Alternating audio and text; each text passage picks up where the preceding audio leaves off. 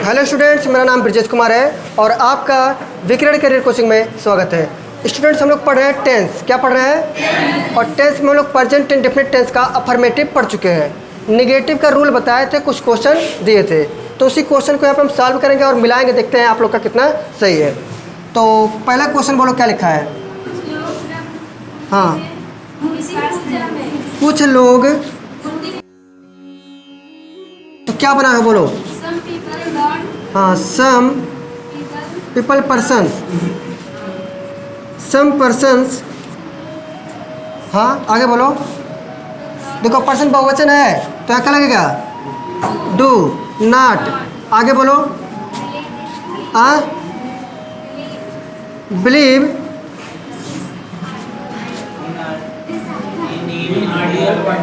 इन idol worship. सही है? ये सही लिखा है। Some person do not believe in idol people. सही है? Idol worship. दूसरा बोलो। मेरे चाचा अपना पैसा खर्च नहीं करना चाहते।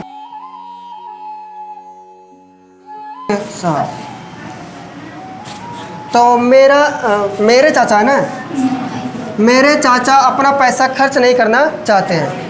क्या बनाए हो? माई अंकल, एक एक लोग बोलो। माई अंकल डज नॉट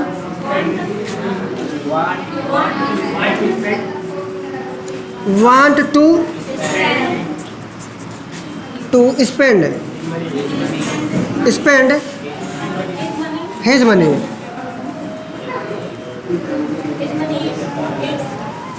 बस।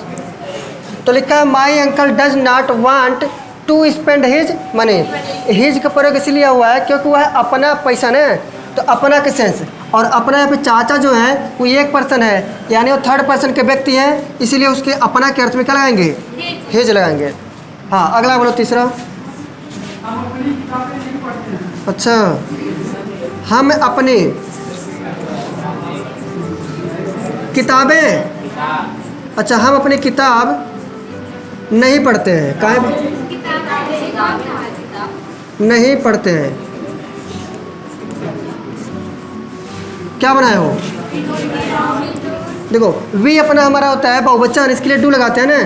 We do not read. देखो, यहाँ पे लिखा है हम, और हम का जो अंग्रेजी होता है वी, यहाँ पे अपने के अर्थ में हम आवर लगाते हैं। क्या लगाते हैं? आवर बुक्स रहेगा, किताबें हैं तो प्लूरल रहेगा। सही है ना? बन गया सबका? सर, वी डोंट नहीं लगा सकते ना। अच्छा, वो शॉर्ट में हाँ कर सकते हो। क्या बोलो? फिर से बोलो, और आगे से कोई बोलो, आवाज़ भनक रही, यहाँ तक पहुँच नहीं रही है। तुम प्रतिदिन सुबह में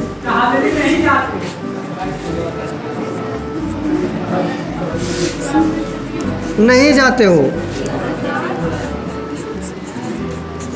देखो भाई, सुनो, लिखा है तुम प्रतिदिन सुबह में टहलने नहीं जाते हो। क्या बनाए हो? हाँ, यू देखो बहुवचन है, और बहुवचन के लिए हम सहायक क्रिया डू लगाते हैं। Do not go to walk पढ़ेंगे, वॉक नहीं पढ़ेंगे, वॉक। हाँ, in the morning every day. In the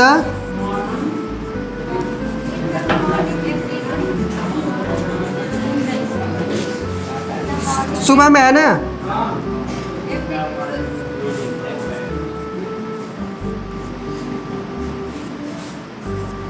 आप वहाँ पे डेली भी कर सकते हो। ठीक है? कोई दिक्कत है? डेली भी कर सकते हो, दिक्कत नहीं है। अगला बोलो।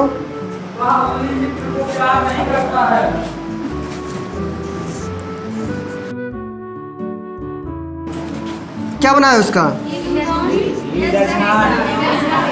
हाँ, he does not love his. सबका सही है। ऐसे बनेगा, जिनका गलत है सही कर सकते हो, ठीक है। कॉपी करो इसको, गलतियाँ बना लो। अच्छा, समझने में किसी कंफ्यूजन बताओ। सहायक क्रिया के रूप में हमारा डू या डज लगेगा। एक वचन रहेगा कर्ता तो हम डज लगाएंगे, और बहुवचन रहेगा तो डू लगाएंगे, बस। और वर्ब की फर्स्ट फॉर्म प्रयोग हो रहा है हर जगह। कॉपी करो। पढ़ेंगे इंट्रोगेटिव सेंटेंस। कौन सा सेंटेंस? इंट्रोगेटिव।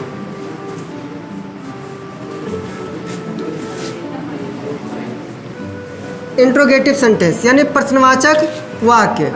तो प्रश्नवाचक वाक्य अपना दो प्रकार का होता है। क्या प्रकार का? एक तो होता है क्या से स्टार्ट होता है। हिंदी में लिखा रहेगा क्या वह अपना काम पूरा करता है, तो सबसे पहले कौन सा वर्ड आएगा? क्या। क्या आएगा? क्या आएगा। और एक तो जो होगा वो बीच में प्रश्न पूछता है, कब, क्यों, कैसे, कौन, ऐसे शब्द बीच में वाक्य के बीच में रहेगा। तो सबसे पहले हम क्या से देखते हैं, ठीक है। तो पहला रूल लिखो, इसका रूल लिख लो। हाँ, अगर लिखो, अगर वाक्य के प्रारंभ में क्या आता है तो क्या की अंग्रेजी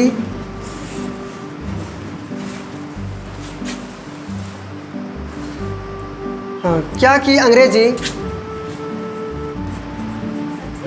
नहीं लिखते हैं। अगर स्टार्टिंग में हमारा क्या आ गया है तो क्या नहीं करते हैं? हाँ, तो क्या की अंग्रेजी नहीं लिखते हैं, बल्कि सहायक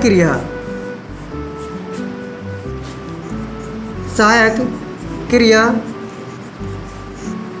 डू या डज से वाक्य प्रारंभ करते हैं।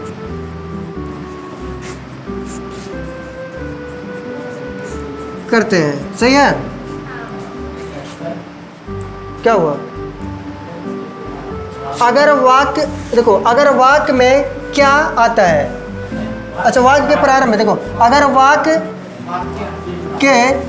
के प्रारंभ में क्या आता है तो क्या की अंग्रेजी नहीं लिखते हैं, बल्कि सहायक क्रिया यानी डू या डज से वाक्य को प्रारंभ करते हैं। सही है? या इतने से वाक्य प्रारंभ करते हैं, बस बात सही है। अब स्ट्रक्चर लिखते हैं इसका। दो कंडीशन है ना, तो क्या होता है, तो सबसे पहले आता है डू या डज, डू या डज, फिर आता है सब्जेक्ट आता है, फिर आता है, अगर देखो हम एकदम बता दे रहे हैं, अगर नॉट भी आता है तो ये सब्जेक्ट के बाद आएगा, फिर आएगा वर्ब की फर्स्ट फॉर्म ऑब्जेक्ट, फिर आएगा अदर वर्ड। सही है ना? और लास्ट में क्वेश्चन मार्क जरूर लगाना, इसको हम प्लस में लिख रहे हैं, क्वेश्चन मार्क जरूर लगाना।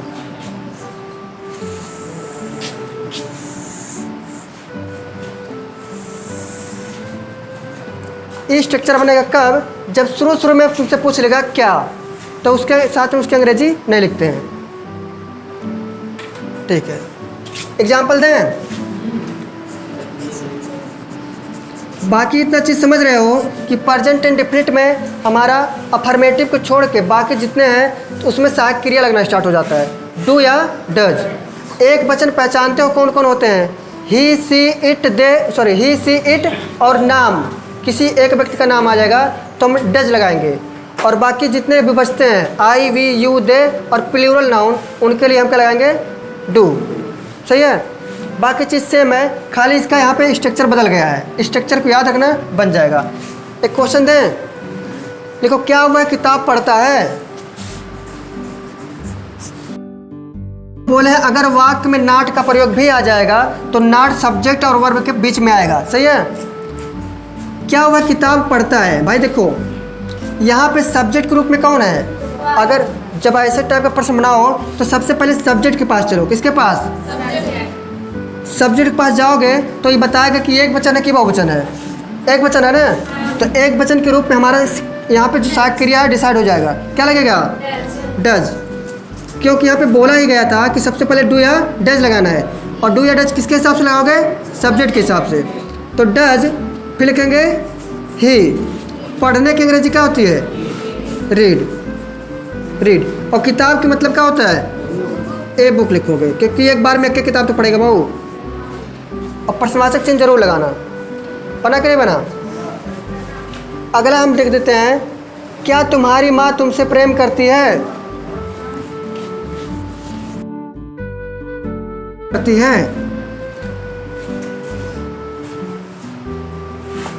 बोले देखो, क्या तुम्हारी माँ तुमसे प्रेम करती है, यहाँ पे सब्जेक्ट कौन है? तुम्हारी माँ पूरा सब्जेक्ट है। अच्छा, तुम्हारी माँ जो लिखा गया है इसके लिए हम डू लगाएं कि डज लगाएं? डू क्या लगेगा भाई? तुम्हारे तुम अकेले तो हो, तो वहाँ पे हमको डू नहीं लगाना है, लगाओगे तो चिक्कन हो जाएगा। हम किसी से कह रहे हैं कि तुम्हारी माँ, तो माँ एक के होती है और तुम्हारे लिए बोल रहे हैं ना, एक पर्सन की बात होती है। यहाँ पे तुम ढूंढ लेते हो, तुम सोचते हो तुम्हारी लिखा है और तुम्हारी आता है तुमसे, तो तुम बहुवचन होता है, ऐसा सोचते हो ना। लेकिन नहीं, तुम्हारा किताब एक के पर्सन माना जाएगा। तो यहाँ पे क्या आ जाएगा? सबसे पहले सहायक क्रिया ग्रुप में डज, और यहाँ पे इसका तुम्हारी माँ के लिए क्या लिखे? Your mother. योर मदर, तो डज योर मदर। और यहाँ प्रेम करने का होगा लव यू। सही है ना? यहाँ पर यू लिखा है, ये ऑब्जेक्टिव केस है, और ऑब्जेक्टिव में यू का यू ही रहता है सब्जेक्ट का। अगर सब्जेक्ट में यू है तो उसका ऑब्जेक्ट भी यू। तो लिखा है does your mother love you. क्या आप उसको नहीं जानते हो?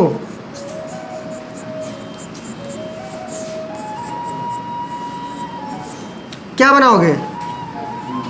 सबसे पहले क्या लिखें? देखो यहाँ पे डज नहीं, आपकी अंग्रेजी यू होता है, तो यहाँ पे यू के लिए हम डू लगाते हैं ना, तो लिखेंगे डू यू। Do you. अब यहाँ पे नॉट का प्रयोग है ना, तो लिखेंगे do you not. Do you not. उसके बाद नो। उसके बाद डू यू नॉट, क्या उसको? Do you not know him. उसके की अंग्रेजी क्या लिखेंगे? हिम लिखेंगे, और क्वेश्चन मार्क लगेगा। समझ पा रहे हो सब लोग? आ गए सबको? तुम बाबू वहाँ ना बैठो, वहाँ से दिखेगा नहीं। हाँ तुम छोटे वाले, तुम किनारे वहाँ बैठो करो। अब यहाँ से तुमको समझ में नहीं आ रहा होगा, मिटा रहे इनको। अगला क्वेश्चन है, क्या मैं रोज़ मंदिर नहीं जाता हूँ?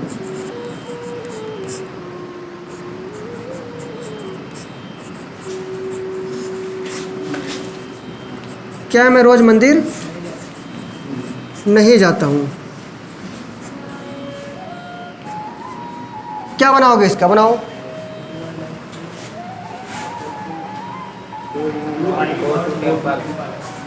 अच्छा, मैं की अंग्रेजी क्या होगा? सब लोग अच्छा ध्यान से सुनो। मान लो अगर 2-3 लगा दिए, ठीक है। यहाँ पे सबसे पहले देखो, अगर सेंटेंस को मिलेगा कहीं पे तो सबसे पहले लास्ट में जाना। लास्ट में क्या लिखा है? ता हूँ आया कि नहीं आया है?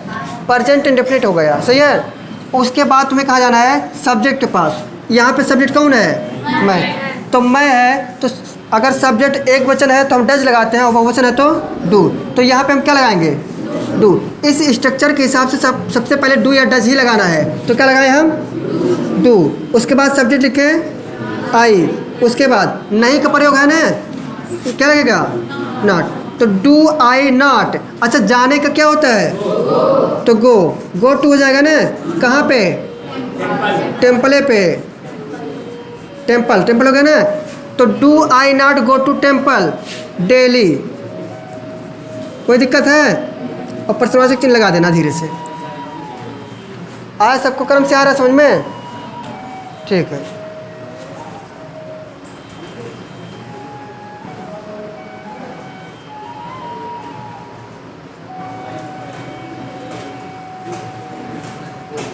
अगला लिखो, क्या वह अंडे खाती है? सॉरी, क्या वह कभी अंडे खाती है? क्या वह अभी अंडे खाती है?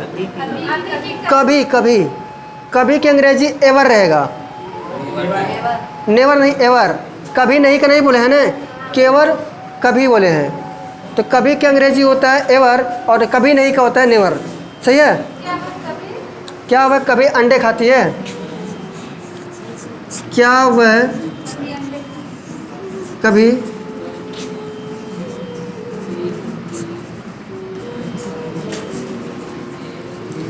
अच्छा देखो, लास्ट में ता है, ती है, आया है, तो प्रेजेंट इंडेफिनिट है। सही है।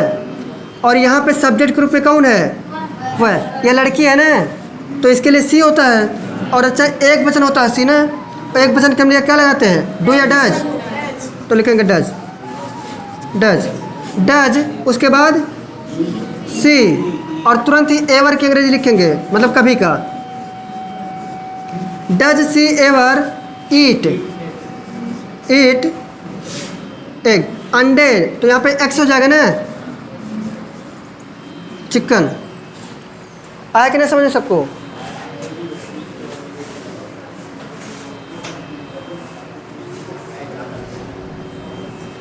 तो इससे संबंधित समझ में आ गया है।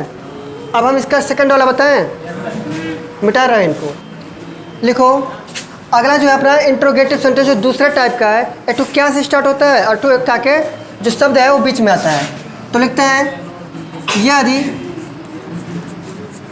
प्रश्नवाचक वाक्य शब्द, यदि प्रश्नवाचक शब्द वाक्य के बीच में आए, बीच में आए, तो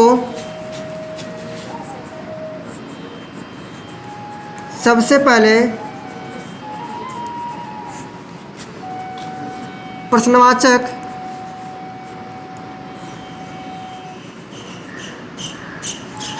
शब्द की अंग्रेजी लिखते हैं। उसके बाद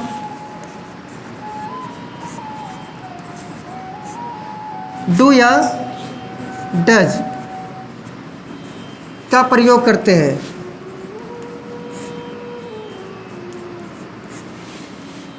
सही है। बाकी चीज़ तो पता ही है, अभी स्ट्रक्चर लिख दे रहे हैं। तो अगर क्वेश्चन वर्ड वाक्य के बीच में आता है तो उसी क्वेश्चन वर्ड की अंग्रेजी शुरू में लिख देते हैं। जैसे स्ट्रक्चर हम लिख रहे हैं, सबसे पहले हो जाएगा क्वेश्चन वर्ड। क्या होगा? क्वेश्चन वर्ड प्लस आएगा डू या डज, फिर क्या आएगा? सब्जेक्ट आएगा ना, फिर क्या आ जाएगा? अगर नॉट का प्रयोग हो तो नॉट नहीं आएगा, वर्ब की फर्स्ट फॉर्म आएगा, फिर आएगा ऑब्जेक्ट और फिर आएगा अदर और लास्ट में आएगा क्वेश्चन मार्क। तो इस स्ट्रक्चर को आप लोग बना लो।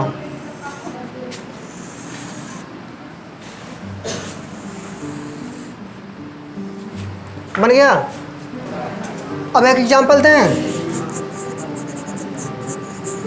देखो क्या बताया गया, यदि प्रश्नवाचक शब्द वाक्य के बीच में आता है तो उस जो प्रश्नवाचक शब्द है उसी की अंग्रेजी पहले लिख देते हैं ना, और उसके बाद डू या डज का प्रयोग करते हैं।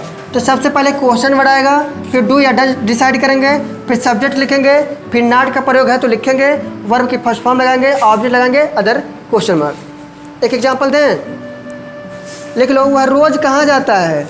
वह रोज़ कहाँ जाता है? जाता है। देखो कैसे लिखेंगे, हम समझेंगे। सबसे पहले लिखा गया है वह कहाँ जाता है। प्रश्नवाचक जो शब्द पूछा है वो वाक्य के बीचों बीच आया ना, और क्या पूछा है? कहाँ। तो कहाँ की अंग्रेजी शुरू में लिखते हैं, यानी वेयर लिखेंगे ना, वेयर। अब एक बात बताओ, इसमें सब्जेक्ट कौन है? वह है ना, तो वह के लिए अंग्रेजी में हम सहायक क्रिया क्या लिखते हैं? डज। तो लिखेंगे वेयर डज, सब्जेक्ट उसके बाद लिखेंगे ना ही, उसके बाद नॉट का प्रयोग नहीं ना है, रहने दो। जाने की अंग्रेजी क्या होता है? गो।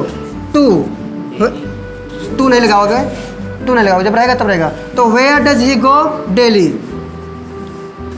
ऑब्जेक्टिव होता तो लगाते हैं। सही है। बना करिए बना। वह स्कूल कब जाते हैं, या फिर लिख लो, तुम स्कूल कब जाते हो? तुम स्कूल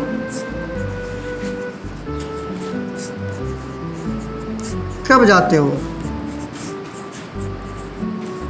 देखो कैसे करेंगे, सबसे पहले से प्रश्नवाचक शब्द ढूंढो, बीच में कहाँ आया है कब, तो यहाँ कब की अंग्रेजी सबसे पहले लिखेंगे, क्या करेंगे, तो यहाँ पे हम क्या लिखेंगे, व्हेन। चलो, एक स्कूल चिकन, ठीक है, वह स्कूल कब जाते हैं, सर तुम स्कूल कब जाते हो, है ना, तो व्हेन हो गया। उसके बाद क्या लगाएंगे, सब्जेक्ट यहाँ पे है तो सब्जेक्ट हमारा यू है, यू के लिए क्या आता है, डू, तो when do you go to school. आया कि नहीं समझ में, ऐसे करेंगे, आ रहा है, अगर कंफ्यूज हो तो बताओ, समझा दें फिर से। देखो यहाँ पे कब प्रश्नवाचक शब्द कहाँ पे, यही तो है, यही तो कह रहा है कब, कहाँ, कैसे, क्यों, ये प्रश्नवाचक शब्द होते हैं। तो कब की अंग्रेजी सबसे पहले हम लिखते हैं व्हेन, आया। उसके बाद सब्जेक्ट के पास चलो, सब्जेक्ट कौन है, तुम बहुवचन माना जाता है, यू को बहुवचन माना जाता है, और यू के लिए हम क्या लगाते हैं, डू, तो लिखते हैं व्हेन डू। उसके बाद में लिखेंगे सब्जेक्ट, हो गया। उसके बाद नॉट का प्रयोग तो है नहीं, जाने का अंग्रेजी क्या है, गो, टू कहाँ पे जाने की बात हो रही है, स्कूल है तो स्कूल लिखो, बस। यहाँ पे फार्मूला लिखा गया, उसी के हिसाब से भरते जाओ। तुम्हारे घर प्रतिदिन कौन आता है,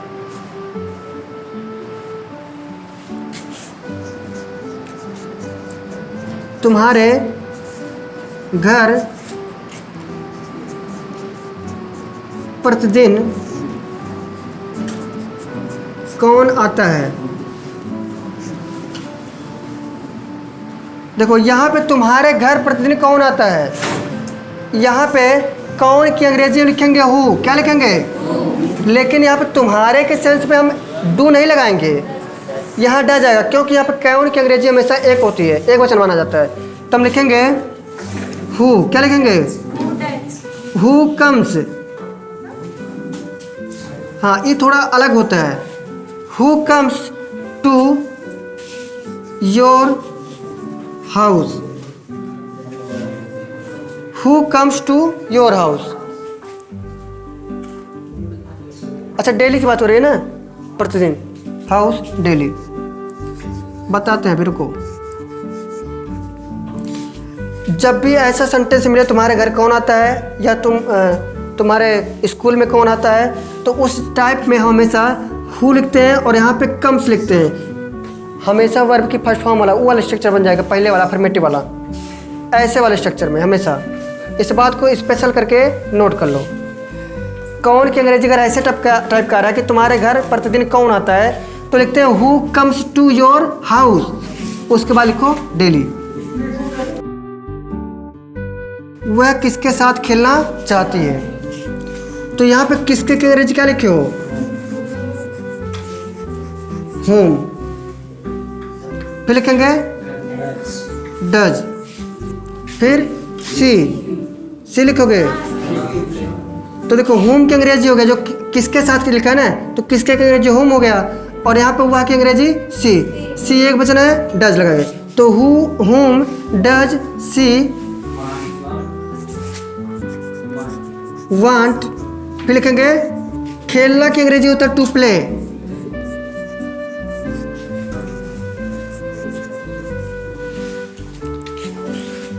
अच्छा इसमें देखो सिंपल रहता है, लोग कंफ्यूज जाते हैं। यहाँ पे जो किसके की अंग्रेजी है हुम है, इसको हमेशा याद कर लो, हुम मतलब किसके, अरे हम प्रोनाउन पढ़ाए वहाँ पे लिखाए भी है।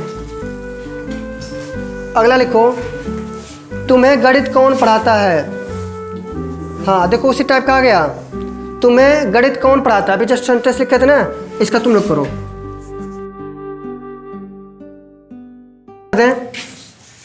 देखो ध्यान से, हु टीच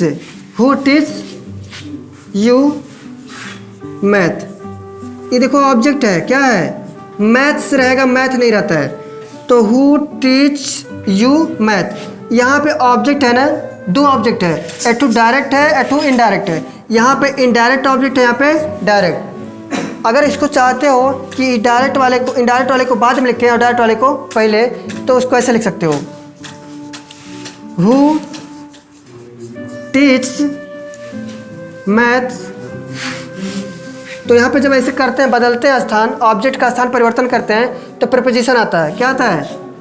तो यहाँ हो जाएगा टू यू। सही है, बताया गया है ऑब्जेक्ट का स्थान परिवर्तन करते हैं तो बीचों में प्रीपोजिशन लगाते हैं। लग गया है ना?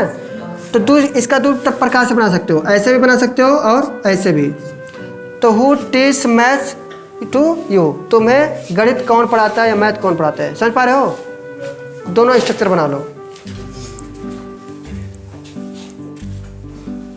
देखो अगर लिखा है, ये स्पेशल है एक प्रकार से, हम लिखते हैं कितना। अगर वाक्य में आ रहा है कितना यानी हाउ मच, कितना अगर लिखा है तो इसके लिखेंगे हाउ मच। और हाउ मच आता है जब अपना अनकाउंटेबल नाउन आता है तो उसके लिए मच लगाते हैं। अगर काउंटेबल है तो हाउ मेनी लगाते हैं। सही है, और कितने का सेंस देगा तब। कौन सा का लिखना है तो उसके लिए हम विच लगाते हैं। के साथ में उनसे संबंधित नाउन भी आता है, जैसे कितने लोग तो हाउ मेनी पीपल, या फिर हाउ मेनी पर्सन ऐसे लिख सकते हो। कितने कलम, हाउ मेनी पेन्स, तो हाउ मेनी के बाद में पेन भी आ रहा है। हाउ मेनी चेयर्स, ठीक है, तो चेयर भी आ रहा है। हाउ मच वाटर, उनसे संबंधित नाउन भी आएगा उसके साथ में, वो साथ नहीं छोड़ता है। क्योंकि देखो हाउ मच, हाउ मेनी या विच के साथ तुरंत नाउन भी आता है, बगल में रहेगा, वो नहीं छोड़ेगा। उसके बाद डू या डज लगाएंगे, सब्जेक्ट लिखेंगे, वर्ब की फर्स्ट फॉर्म लिखेंगे, ऑब्जेक्ट अदर। आया कि नहीं आया? तो इनका स्पेशल है। एक क्वेश्चन बोले। अच्छा इसको देखो कैसे बनाया जाएगा, ध्यान दो। सबसे पहले हम टेंस के उस पर चलते, लास्ट वाले में। ते हैं आया है प्रेजेंट इंडेफिनिट, कौन भी सेंटेंस एग्जाम में आया मान लो, तो सबसे पहले अंत में जाओ, पहचान तो करो कौन सा टेंस है। तो पहचान हो गया प्रेजेंट इंडेफिनिट है। सही है, उसके बाद हम चलते हैं सब्जेक्ट के पास। सब्जेक्ट यहाँ पे क्या लिखा है? वे। और यहाँ पे जो प्रश्नवाचक शब्द है कितने पेंसिल, पेंसिल को गिन सकते हो ना, तो इसके हिसाब से यहाँ पे क्या लिखोगे? हाउ मच लिखोगे, हाउ मेनी। हाँ तो लिखोगे हाउ मेनी, हाउ मेनी। इसके साथ नाउन भी तो आता है, तो क्या हो जाएगा? पेंसिल तो रहेगा, पेंसिल्स। सही है, हाउ मेनी पेंसिल्स।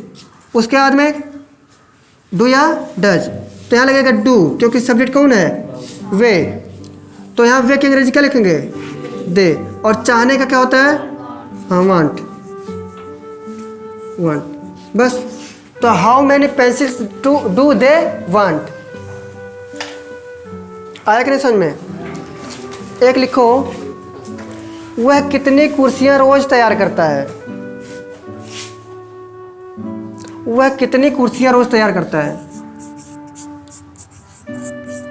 वह कितनी कुर्सियां रोज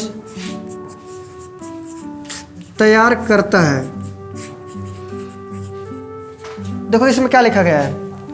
हम सबसे पहले चलते हैं इनमें, पहचान करते। जब भी टेंस में मतलब वाक्य बनाओ जब, तो सबसे पहले टेंस पहचानो। ता है प्रेजेंट इंडेफिनिट। उसके बाद किसके पास आना है? धीरे से सब्जेक्ट के पास आना। सब्जेक्ट कौन है?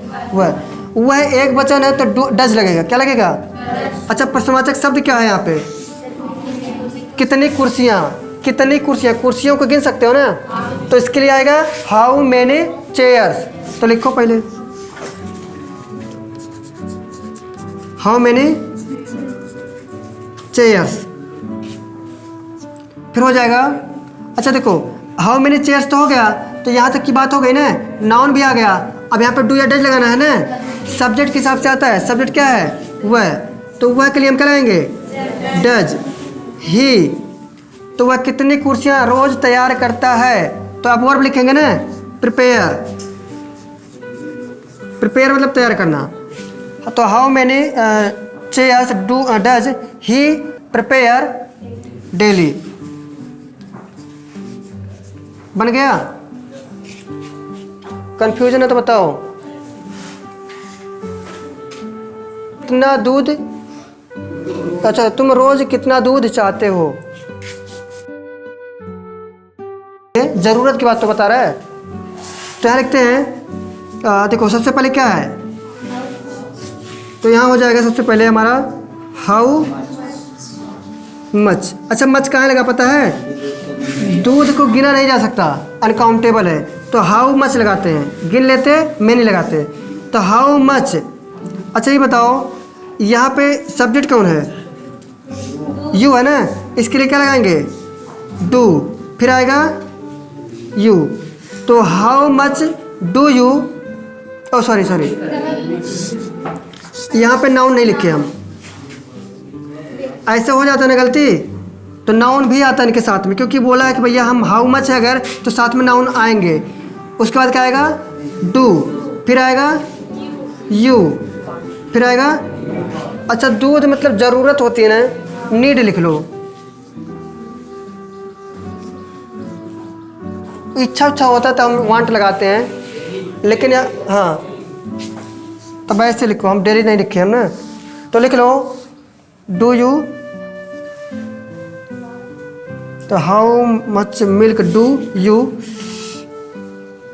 नीड, डेली लिखो, नीड लिखो, चाहे तुम वांट भी लिख सकते हो, कोई दिक्कत नहीं।